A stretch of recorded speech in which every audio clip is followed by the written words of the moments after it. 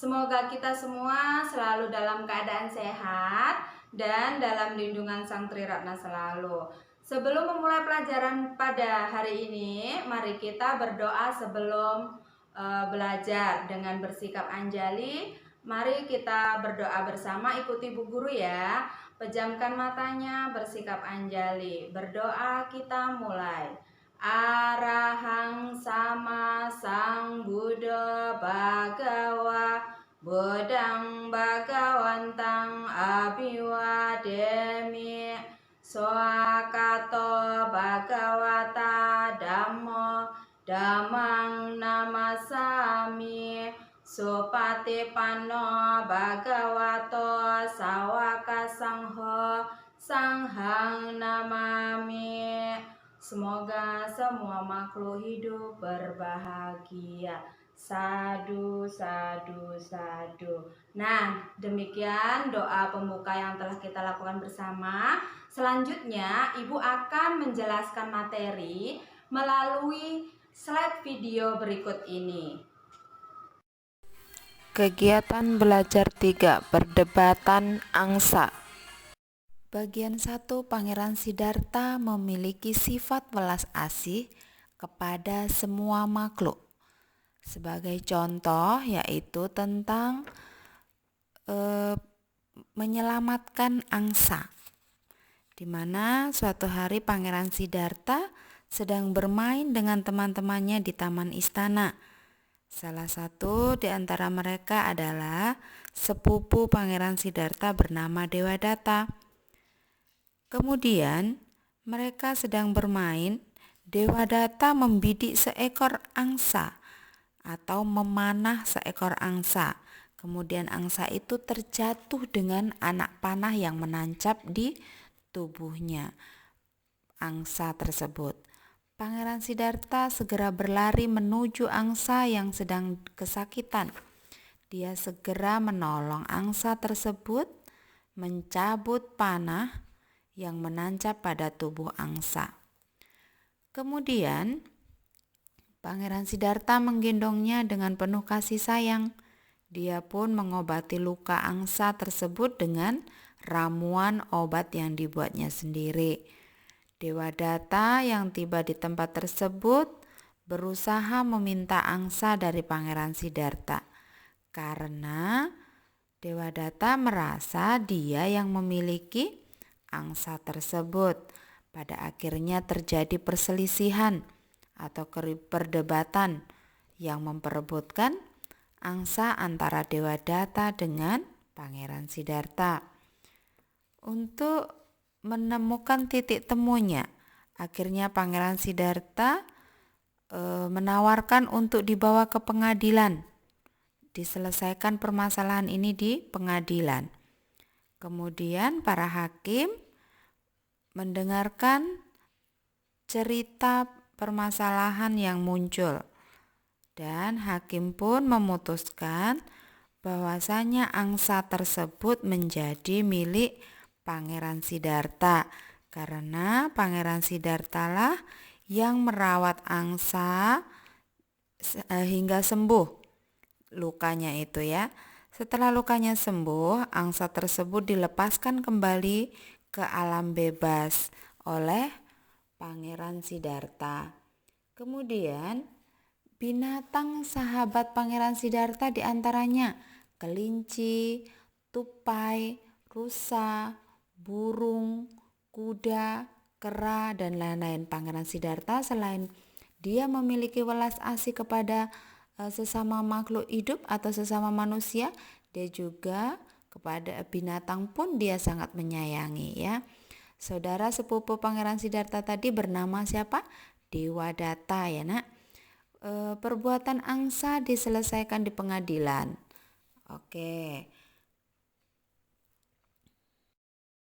Kegiatan belajar 4. Melihat cara belajar Pangeran Siddhartha. Belajar dengan cara mengamati, di mana Pangeran Siddhartha selalu mengamati keadaan. Suatu hari Raja Suddhodana mengajak Pangeran Siddhartha ke perayaan membajak sawah. Pada perayaan itu, Raja Suddhodana menunggang sepasang kerbau dan Pangeran Siddhartha duduk di bawah pohon jambu sambil mengamati keadaan, memperhatikan orang-orang yang sedang bersenang-senang. Sepasang kerbau bekerja keras membajak sawah dan merasa tidak senang. Kenapa dia tidak senang?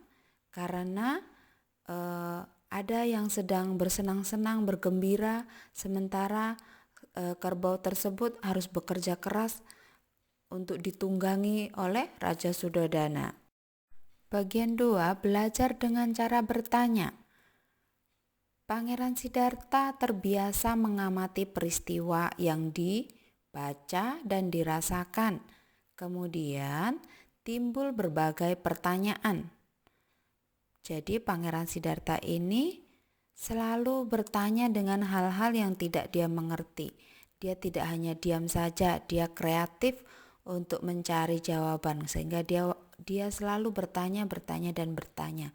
Kemudian Pangeran Siddhartha senang bertanya karena rasa ingin tahunya yang tinggi. Penasaran, dia ingin menjadi orang yang pintar dan cerdas.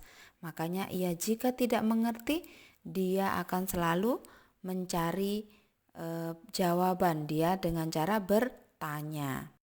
Bagian 3, belajar dengan cara mencoba dan mencari informasi.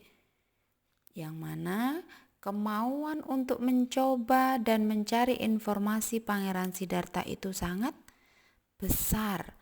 Dia tidak tahu, dia ingin mencoba mencari informasi supaya dia menjadi orang yang cerdas dan pintar. Kemudian dia mencari jawaban dengan cara mencoba bermeditasi. Jadi kalau dia tidak tahu, dia selalu mencoba dengan bermeditasi. Setelah itu dengan bermeditasi, Siddhartha mencapai tahap ketenangan jhana. Ya, setelah meditasi dia merasa tenang. Dia mendapatkan pencerahan dengan meditasi. Kemudian Siddhartha mencari kebenaran dengan cara mencoba dan mencari informasi. Dia jika tidak tahu, dia mencari informasi. Setelah mencari informasi dia dapat, dia coba, dia cari kebenarannya. Hal ini benar atau tidaknya. 4, belajar dengan cara menalar. Di mana menalar adalah belajar dengan cara mengolah informasi yang didapat. Jadi dia mendengarkan atau mendapatkan informasi-informasi itu tidak langsung ditelan mentah-mentah, tetapi dia mengolahnya, dia cerna, diolah, dipahami ya.